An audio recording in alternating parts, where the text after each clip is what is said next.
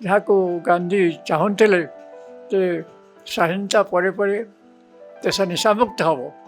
ଆଜି ଦେଶ ନିଶା ଦ୍ୱାରା ଗ୍ରାସ ପାଇଯାଇଛି। ଗୋଟେ ସଭା ସମିତି ହେଲେ ଚୌକିଦାର ଆସି ଯଦି ପହଞ୍ଚିଗଲା ତାହେଲେ ଲୋକ ମଧ୍ୟ ସଭାକୁ ଆସୁନଥିଲେ। ଖବର ପାଇଲୁ ଆମେ ସବୁ ଷ୍ଟେସନରେ ଯାଇକି ମହାତ୍ମା ଗାନ୍ଧୀକି ଜୟବେଲ ପାଟିବେଲ କଲୁ।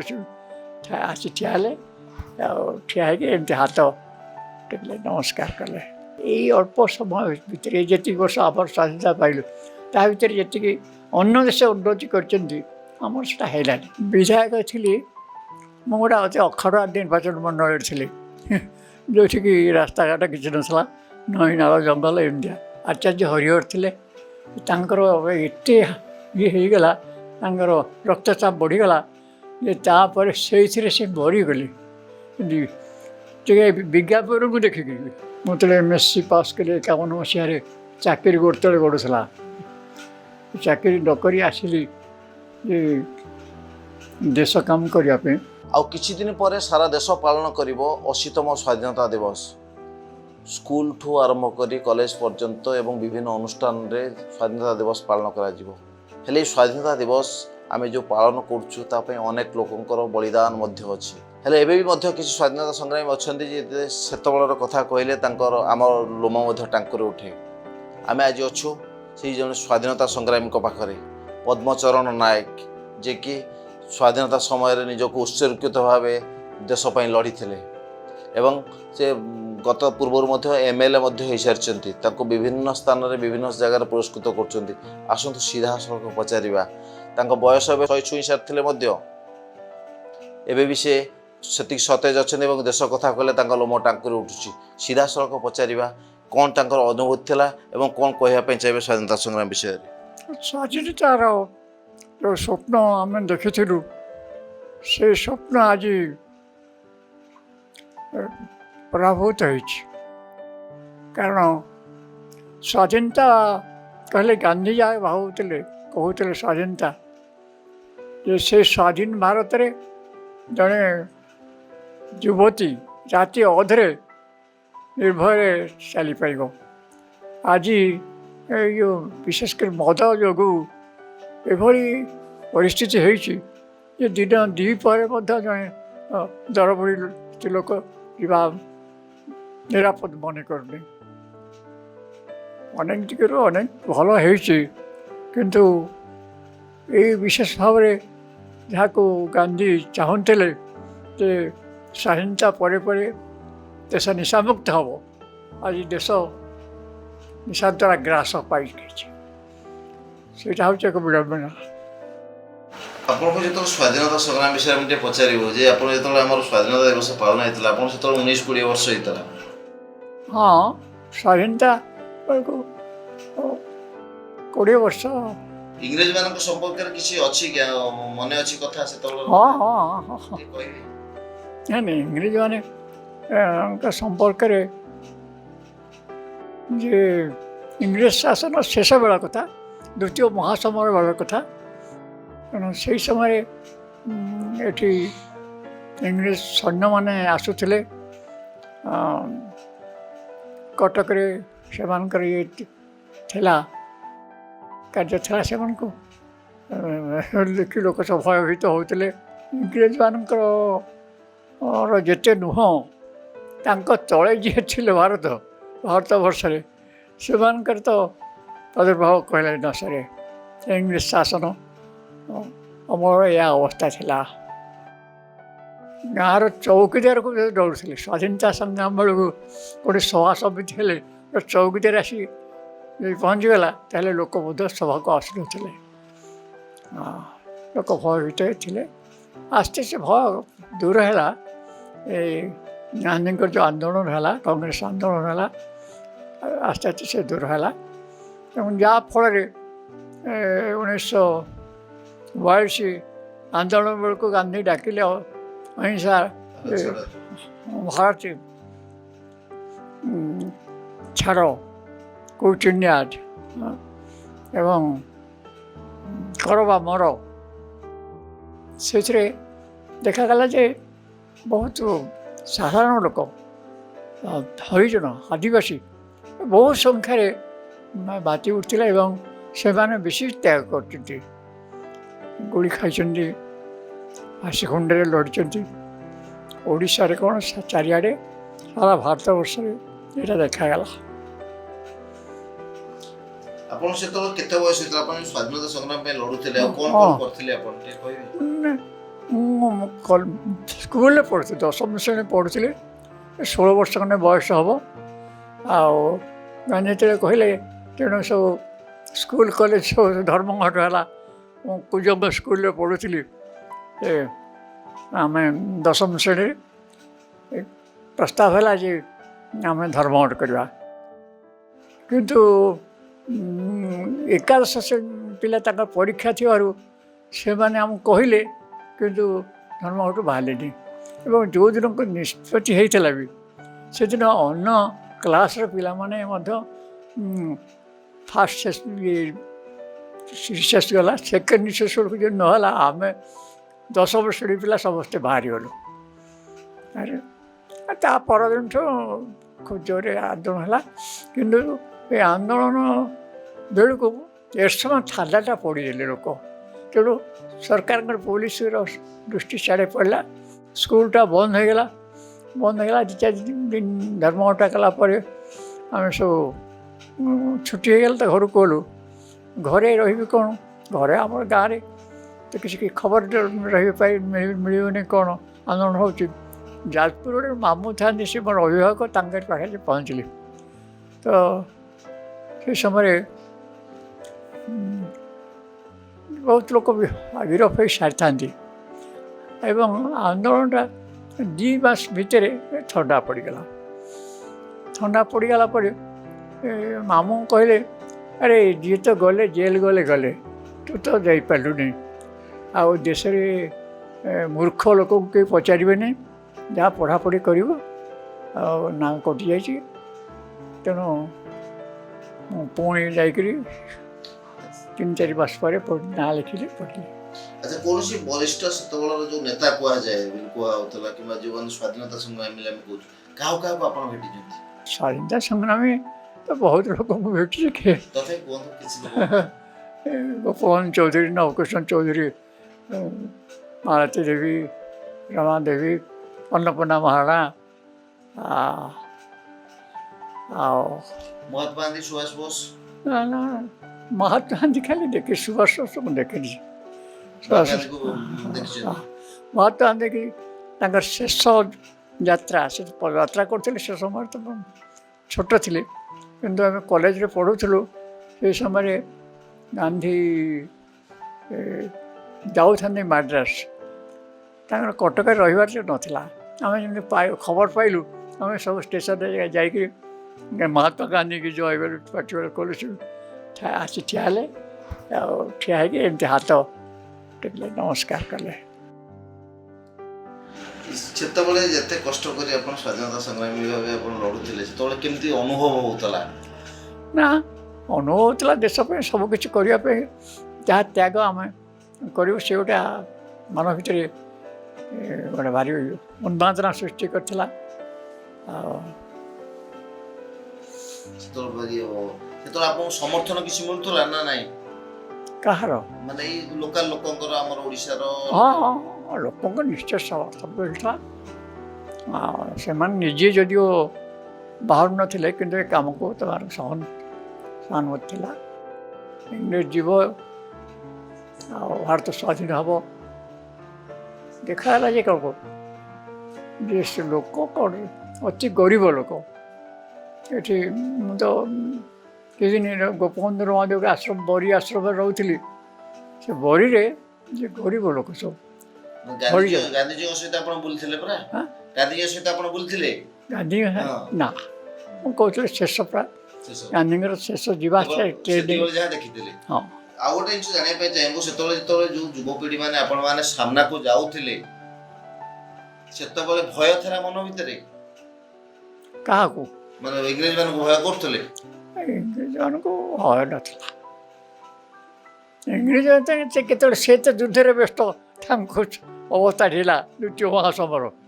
ଆଉ ତେଣୁ ସେ ଭାରତର ସାହାଯ୍ୟ ସହାନୁଭୂତି ଚାହୁଁଥିଲି ସେତେବେଳେ ଆଉ ଇଂରେଜମାନେ ଡର ନଥିଲା। ଇଂରେଜ ଅଫିସର ଆଉ ତାଙ୍କ ଫ୍ୟାମିଲି ଲୋକ ସବୁ ଏଇଠି ରହୁଥିଲେ। ହଁ ଏଠି କିଛି ରହୁଥିଲେ ତ ଭାରତୀୟ ଲୋକ ଦ୍ୱାରା ତ ଶାସନ ଚାଲିଥିଲା ସେମାନେ କେତେ ସଂଖ୍ୟାରେ ଥିଲେ ବହୁତ କମ୍। କଲେକ୍ଟର ମାନେ ମଧ୍ୟ ବହୁତ କମ୍ ଥିଲେ ତା ଉପରକୁ ଥିଲେ ସୈନ୍ୟ ବିଭାଗରେ କିଛି ତାଙ୍କର ଲୋକ ଥିଲେ। କେତେ କଷ୍ଟ କଲା ପରେ ସ୍ୱାଧୀନତା ମିଳିଛି? ହଁ କଷ୍ଟ ନିଶ୍ଚୟ କରିଛନ୍ତି ଏବଂ ଏପାଇଁ ବହୁତ ତ୍ୟାଗ କରିଛନ୍ତି, ଆତ୍ମବଳି ଦେଇଛନ୍ତି, ବନ୍ଦୀ ହେଇଛନ୍ତି, ସମ୍ପତ୍ତି ନିଲାମ ହେଇଛି। ଆଉ ବହୁତ ମୁଁ ତ ଦଶମ ଶ୍ରେଣୀ ଛାଡ଼ି ପଢ଼ିଲି, ବହୁତ ବିଦ୍ୱାନ ପିଲା ଭଲ ବ୍ରିଲିଆଣ୍ଟ ସବୁ କ୍ଲାସ୍ ଫାଷ୍ଟ ଅତି ବିହାର ଓଡ଼ିଶାରେ ଫାଷ୍ଟ ହେବା ଲୋକ ସେମାନେ ସବୁ ଏ ଆନ୍ଦୋଳନରେ ସାହସ ଦେଇଥିଲେ। ଆଉ ଗୋଟେ ଯେ ସେତେବେଳେ ସ୍ୱାଧୀନତା ପାଇଲା ପରେ ଆପଣଙ୍କୁ 100 ବର୍ଷ ଛୁଇଁଲାଣି, ଏବେ ବୟସ କେତେ ଚାଲିଛି ଏକ୍ଜାକ୍ଟ ଆପଣଙ୍କୁ? 100 ପୁରୀକି 101 ଚାଲିଛି। ଏବେ କେମିତି ଅନୁଭବ କରୁଛନ୍ତି ଆପଣ? ଦେଶ ସ୍ୱାଧୀନ ହେଲା ପରେ କେତେ ମନ ଭିତରେ ଭୟଙ୍କର ଦୁଃଖ ଯେ ମୋର ତ ସ୍ୱାଧୀନତା ଦିବସର ସବୁ ଭାରି ଖୁସି ହେଇକରି ଅନେକ ଇଏ କରନ୍ତି, ଖାଇବା ପିଇବା ମଜା କରନ୍ତି, ମୋର ସିନା କାନ୍ଦିବାକୁ ଇଚ୍ଛା ହୁଏ। ଏଇଟା ଦେଶ ଯେ ଏଇ ଅବସ୍ଥାକୁ ଯିବ, ଏ ଦେଶରେ ଯେ ଗାନ୍ଧୀ କହୁଥିଲେ 24 ଘଣ୍ଟା ଭିତରେ ଦେଶରୁ ନିଶା ଯିବା କଥା, ନିଶା ଏମିତି ଭାବେ ବ୍ୟାପିଛି ଯାହାଫଳରେ 25-30 ବର୍ଷର ଯୁବକମାନେ ନିଶାଗ୍ରସ୍ତ ହୋଇକରି ମରୁଛନ୍ତି, ଅକାଳେ ଝିଅମାନେ ବିଧବା ହେଉଛନ୍ତି ଏବଂ ପରିବେଶ ଆଜି ତାଙ୍କ ଯୋଗୁଁ ଅତି ସାଂଘାତିକ ହେଇଛି। ବିହାରୀ ଲୋକମାନେ ବହୁତ ଅଧିକା ମଦ କାଉଣ୍ଟର ପାଇଲେ, ମଦକୁ ପ୍ରୋତ୍ସାହନ ଦିଆହଉଛି, ସେପଟେ ନିଶା ନିବାରଣ ପାଇଁ କୁହାହଉଛି। ମାନେ ସେଇ ତ ବିଡ଼ମ୍ବନା, ସେ ପ୍ରବଞ୍ଚଟା ଏଇ ହେଉଛି ଆମେ ତାରି ପାଇଁ ବି ଆନ୍ଦୋଳନ କରୁଛୁ ଯେ ସିଆଡ଼େ ତୁମେ କହିଲ ତୁମ ନିର୍ବାଚନ ଇସ୍ତାହାରରେ 2029 ଆମେ କ୍ଷମତାରେ ଆସିଲେ 2029 ଭିତରେ ଓଡ଼ିଶାକୁ ନିଶାମୁକ୍ତ କରିବୁ। 2 ବର୍ଷ ବେଶୀ ବଢ଼ିଗଲାଣି, କିନ୍ତୁ ଭିତରେ ନିଶାମୁକ୍ତ କରିବେ ମଦ ଦୋକାନ ବଢ଼ି ଚାଲିଛନ୍ତି। ଲାଗୁଛି ଯେ ଦେଶ ତାମାନେ ଆପଣ ଚାହୁଁଛନ୍ତି ଯେ କହୁଛନ୍ତି ଯେ ଦେଶ ସ୍ୱାଧୀନତା ହେଲା ପରେ ମଧ୍ୟ କିଛି ଲାଭ ହେଇନି? ଲାଭ ହେଇଛି, ନିଶ୍ଚିତ ଭାବରେ ଲାଭ ହେଇଛି, କିନ୍ତୁ ପୃଥିବୀରେ ଅନ୍ୟ ଦେଶମାନେ ଏଇ ଅଳ୍ପ ସମୟ ଭିତରେ ଯେତିକି ବର୍ଷ ଆମର ସ୍ୱାଧୀନତା ପାଇଲୁ ତା ଭିତରେ ଯେତିକି ଅନ୍ୟ ଦେଶ ଉନ୍ନତି କରିଛନ୍ତି ଆମର ସେଟା ହେଲାନି। କାରଣ କ'ଣ? ତାର କାରଣ ଯେ ସ୍ୱାଧୀନତା ପାଇଲା ପରେ ବଡ଼ ବଡ଼ ନେତାଙ୍କର ଇଏ ରହିଲା ଯେ ଏମିତି ସଂଗ୍ରାମ ସରିଗଲାଣି, ଆଉ ହେଇଗଲା ଆଉ ସ୍ୱାଧୀନତା ପାଇଲୁ, କିନ୍ତୁ ତାପରେ ଦେଶଟା କେତେ ତଳେ ଅଛି ତାକୁ ଉଠିବା ପାଇଁ ଯେଉଁ ସବୁ ଅସୁବିଧା ଅଛି, ଯେଉଁ ଅଜ୍ଞତା ଅସମର୍ଥ ତାକୁ ଦୂର କରିବା, ଲୋକଙ୍କ ଭିତରେ ଉନ୍ମାଦନା ସୃଷ୍ଟି କରିବା, ଦେଶ ପ୍ରେମ ସୃଷ୍ଟି କରିବା ହେଉନି। ଦେଶ ପ୍ରାଣ ପାଇଁକି ଅନ୍ୟ ଦେଶରେ ଯେତେ ଲୋକ ଉତ୍ସାହିତ ହେଉଛନ୍ତି, ତ୍ୟାଗ କରୁଛନ୍ତି, ଆମ ଦେଶରେ ବି କରୁଥିଲେ। ଏଇଟା ଗୋଟେ ଯୁଗ ହେଇଗଲାଣି, ଏଇଟା ଭୋଗର ଯୁଗ। ଏଇଟା ଯେଉଁଠୁ ସ୍ୱାଧୀନତା ପୂର୍ବର ଯୁଗ ଥିଲା ତ୍ୟାଗର ଯୁଗ। ଏବେ ଆଉ ସେ ତ୍ୟାଗ ଯୁଗ ନାହିଁ, ତ୍ୟାଗରେ ଗୋଟେ ଭୋଗର ପ୍ରତିଯୋଗିତା, ଆଉ ସେଇଥିପାଇଁ ସବୁ ପ୍ରକାର ଗଡ଼ବଡ଼। ଏ ଭୋଗ ଭିତରେ ମଦ ଗୋଟେ ହେଉଛି, ମଦଟା ନହେଲେ ଆଜି ଯେ ବିଭାଗରେ ତ ମଦ ଲାଗୁଥିଲା, ବର୍ତ୍ତମାନ ଶବ ଉଠିବା ପାଇଁ ମଧ୍ୟ ମଦ ଦରକାର ହେଲାଣି। ସବୁ ଉଠିବା ପାଇଁ ମଦ ଦରକାର ହେଉଛି। ତେଣୁ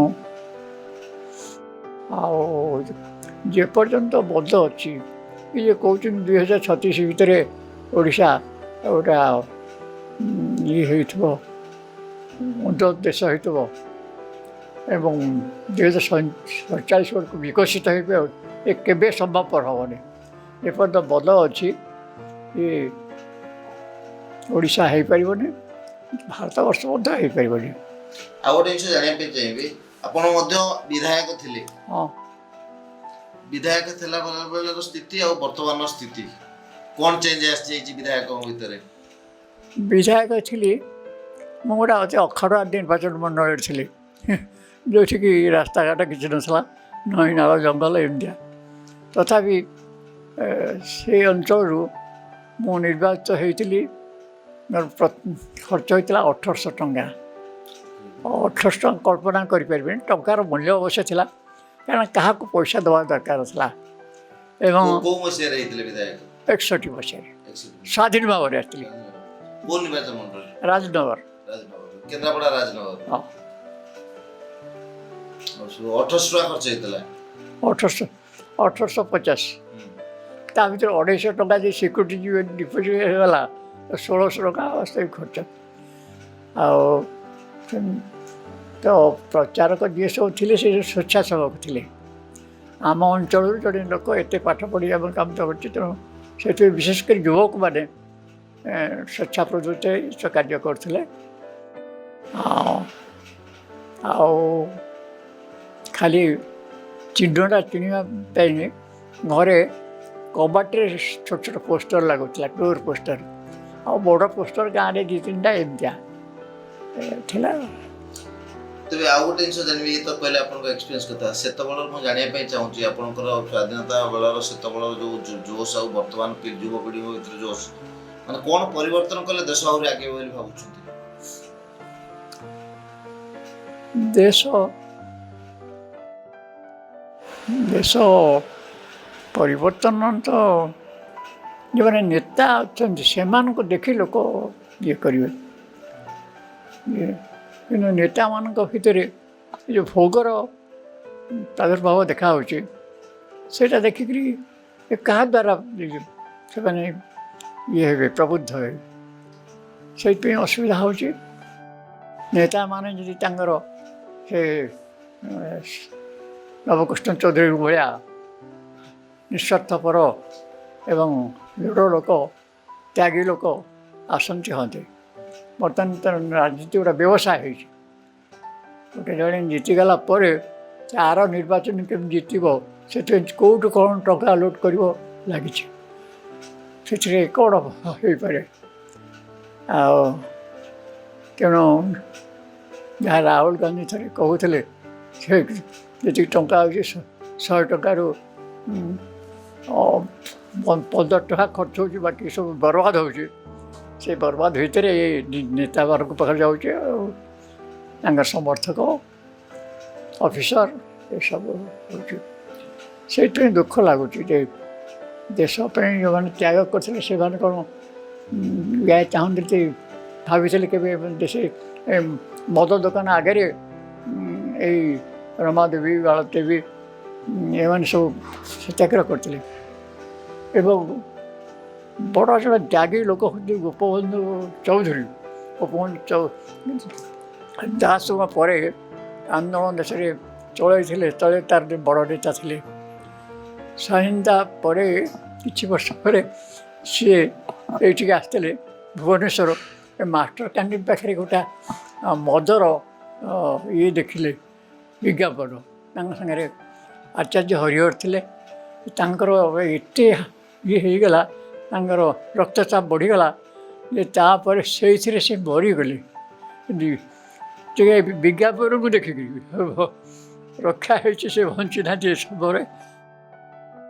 ଆଜି ମଜାର ପଥର ବନ୍ୟା ରହିଛି, ସେ ଲୋକ ତାକୁ କଳ୍ପନା କରିପାରନ୍ତି।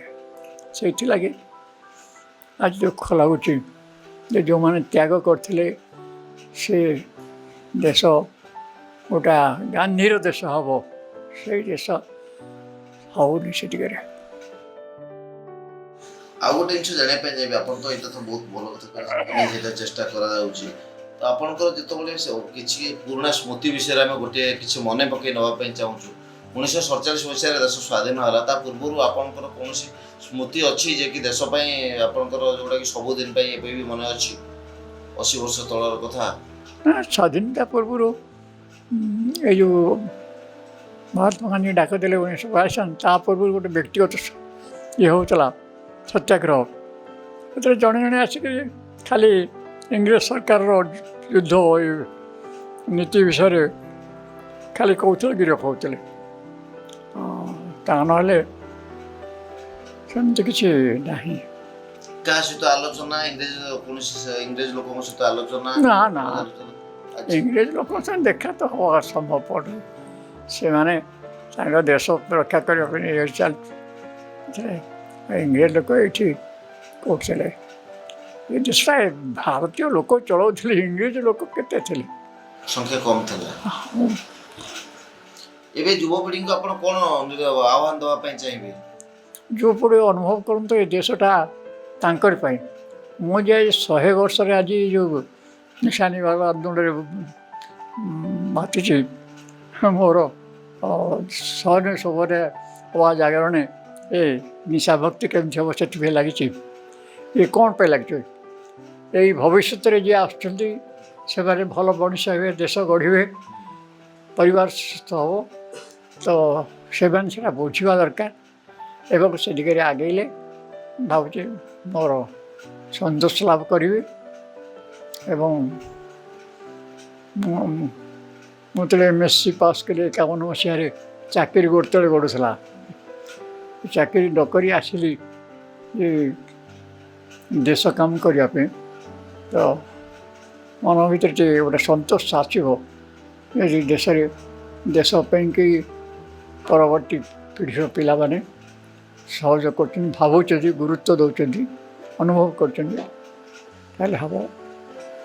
ଆଉ ଗୋଟେ ଜିନିଷ ପଚାରିବି, ଆପଣ ଶରୀର ଏବେ କେମିତି ଅଛି ଆଉ କେମିତି କ'ଣ ନିଜକୁ ମେଣ୍ଟେନ୍ କରୁଛନ୍ତି?